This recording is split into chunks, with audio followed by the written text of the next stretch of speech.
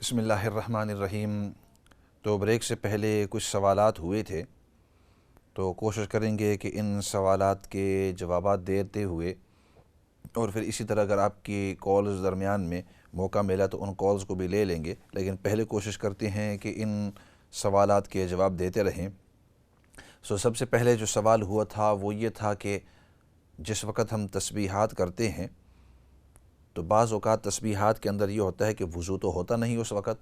تو آیا بغیر وضو کے ہم تسبیحات کر سکتے ہیں یا نہیں، نمبر ایک۔ اور نمبر دو یہ ہے کہ ان بغیر وضو کیے ہوئے تسبیحات کا آیا ہم ایصال ثواب کر سکتے ہیں یا نہیں۔ ایک تو یہ بات ہوئی، تو اس کا جواب یہ ہے کہ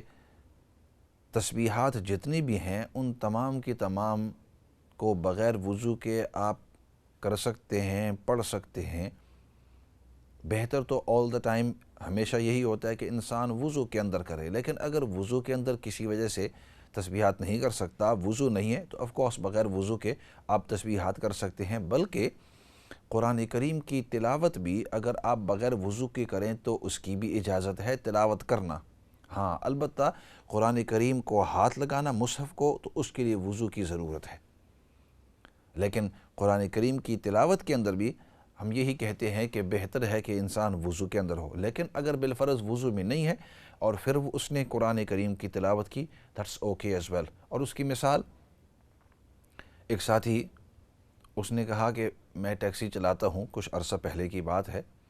میں ٹیکسی چلاتا ہوں اور ٹیکسی چلاتے ہوئے میں اپنے قرآن کریم جو سورۃ یاسین ہے وہ حفظ یاد میں نے کی ہوئی ہے، تو آیا میں اس کی تلاوت کر سکتا ہوں یا نہیں؟ وہ کہتے ہیں کہ میں جب صبح کی نماز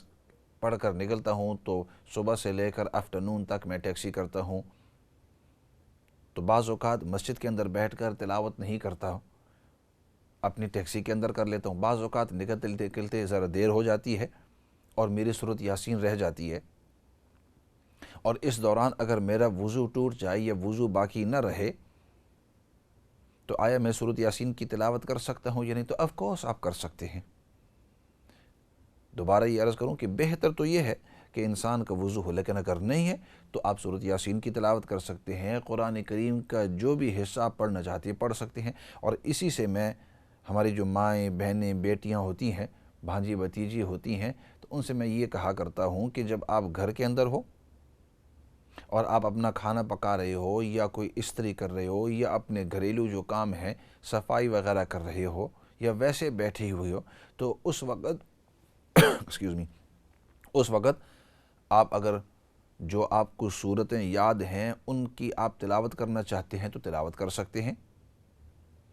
بلکہ اس سے ایک قدم آگے کہ اس طرح کر لیں کہ ایک سطر قرآن کریم کی یاد کر لیں اور اس کو بار بار پڑھتے رہیں۔ آپ اپنے جو کپڑے ہیں ان کو دھوتے رہیں، برتن اگر دھو رہے ہیں ان کو دھوتے رہیں، کھانا پکا رہے ہیں کھانا پکاتے رہیں، ہوور کر رہے ہیں مطلب مشین سے صفائی وغیرہ کر رہے ہیں وہ کرتے رہیں، استری کر رہے ہیں وہ کرتے رہیں،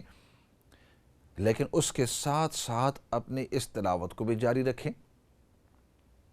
آج کل الٹا حساب سنا ہے کہ ادھر جو ہے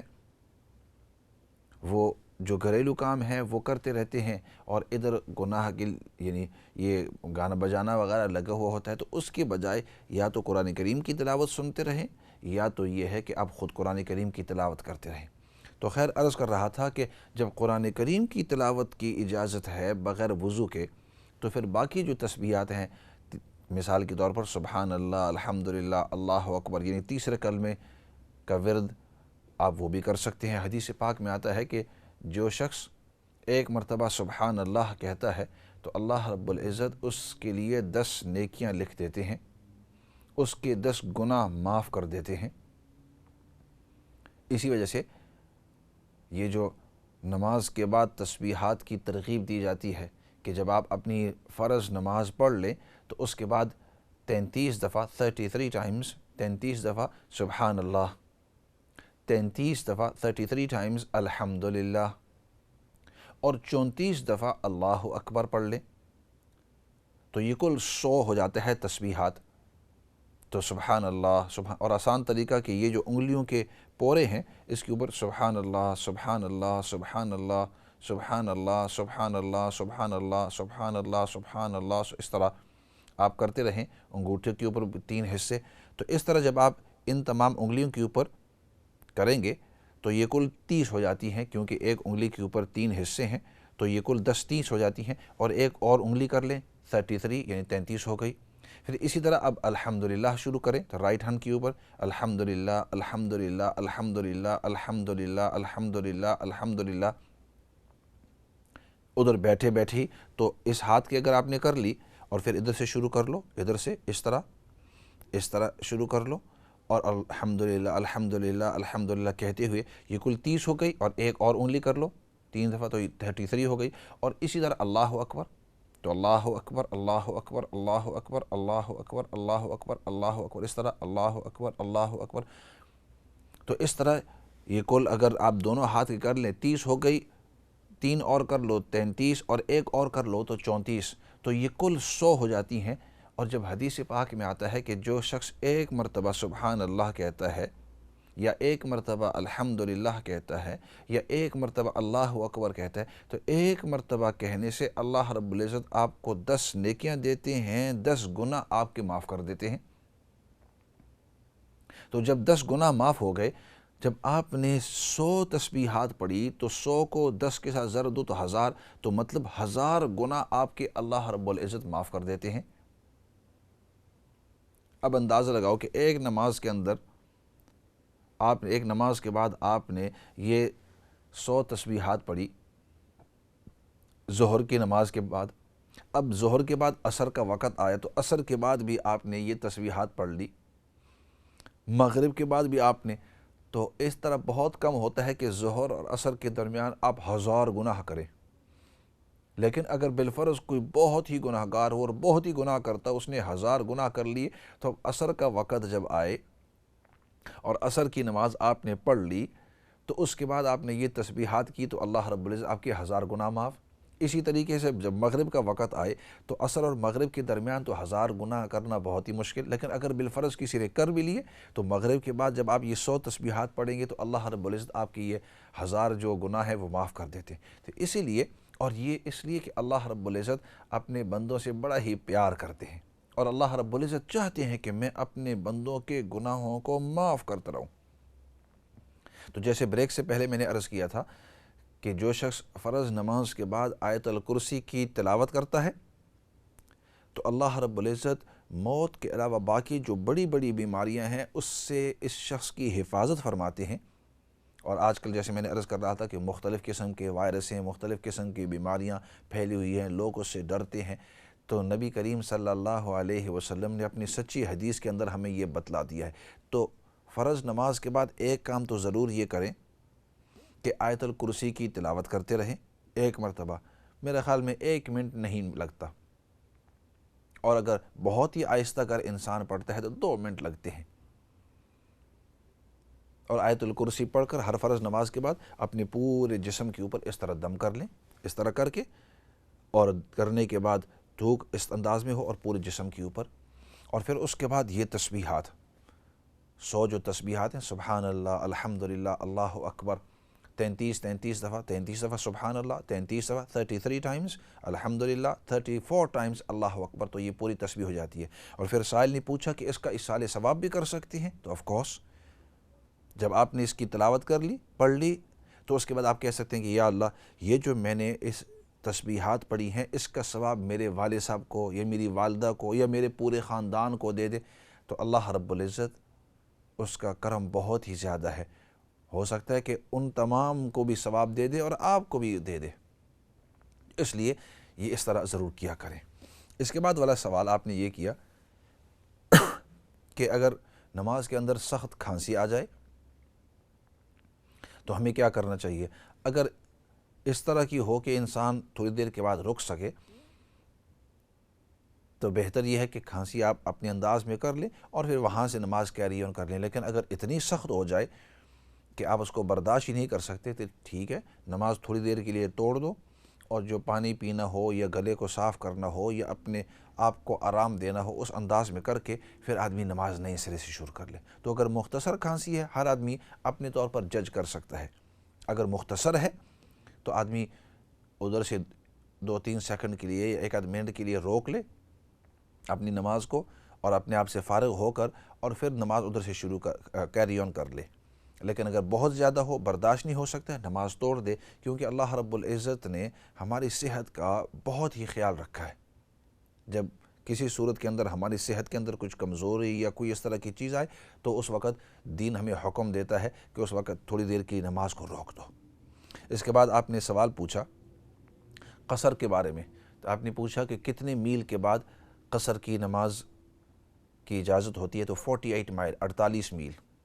40 اور 8، 48 میل کا جب آپ سفر کرنا چاہتے ہیں تو جو ہی آپ اپنے شہر سے نکل جائیں اس وقت آپ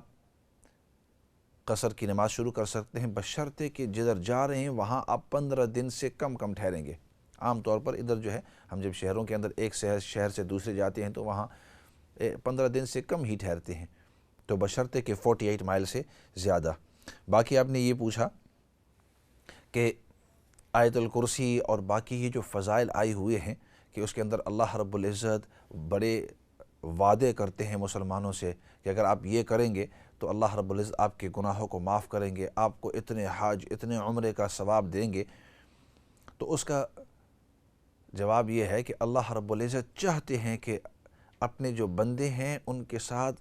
اپنے رحم کا، پیار کا، محبت کا معاملہ کریں، اور اللہ رب العزت چاہتے ہیں کہ آپ کو جنت الفردوس کے اندر، جنت کے اندر اعلیٰ درجات نصیب کریں۔ تو اس لیے چھوٹے چھوٹے اعمال کے ساتھ اللہ رب العزت نے بڑے بڑے وعدے کیے ہیں۔ کاش کہ وقت ہوتا تو کچھ یہ چھوٹے جو اعمال آپ نے ذکر کیے ہیں اور اس کا بہت ہی بڑا ثواب ہے وہ ذکر کرتا، لیکن آج کا وقت ختم ہو گیا ہے، اور باقی جو سوال ہیں اپولوجیز ان کو پورا مکمل نہیں کر سکے، لیکن آج کے وقت کے ساتھ اتنا ہی ہم کہہ دیتے ہیں کہ اپنے اس پروگرام کو دعا کے ساتھ مکمل کر لیتے ہیں۔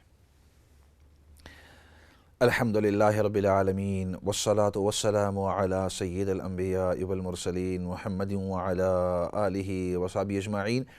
ربنا ظلمنا انفسنا وإن لم تغفر لنا وترحمنا لنكونن من الخاسرين اللهم ربنا اغفر لنا ولإخواننا الذين سبقونا بالإيمان ولا تجعل في قلوبنا غلا للذين آمنوا ربنا إنك رؤوف رحيم۔ یا رب العالمین تو ہم سب کو دین کی سچی اور صحیح سمجھ نصیب فرما، تو ہم سب کو دین پر استقامت نصیب فرما۔ یا رب العالمین جو لوگ جہاں کہیں بھی پریشان حال ہیں اور جس قسم کی بھی پریشانی کے اندر ہیں، یا اللہ سب کی پریشانیوں کو دور فرما۔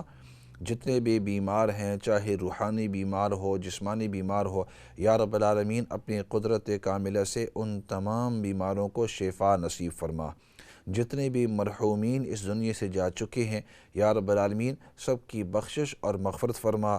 اور جب ہماری موت کا وقت آوے تو یا اللہ ہمیں ایمان والی موت نصیب فرما، کلمے والی موت نصیب فرما، اور موت کے وقت جو تکلیفیں ہیں ان سے ہم سب کی حفاظت فرما۔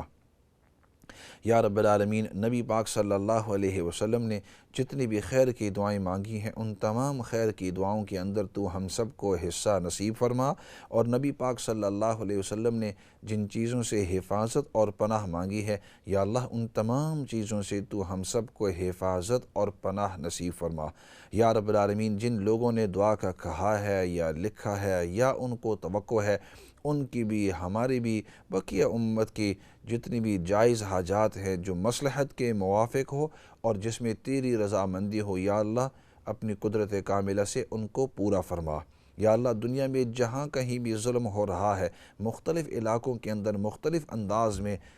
لوگوں پر ظلم ہو رہا ہے، یا اللہ تو اس ظلم کو دور فرما، جو ظالمین ہیں ان کو سمجھ نصیب فرما، اور جو مظلومین ہیں جن پر ظلم کیا جا رہا ہے یا اللہ ان کی تو حفاظت فرما۔ یا اللہ سب سے بڑی بات وہ تیری رضامندی ہے، یا اللہ دنیا اور آخرت کے اندر تو ہم سب کو اپنی رضامندی نصیب فرما۔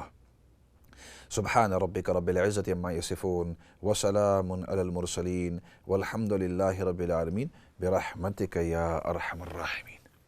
اسی کے ساتھ اس پروگرام کو ختم کرتے ہیں۔ میں ہوں آپ کا مخاطب مولانا فضل داد،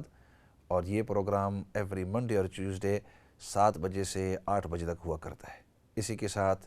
والسلام علیکم ورحمۃ اللہ وبرکاتہ۔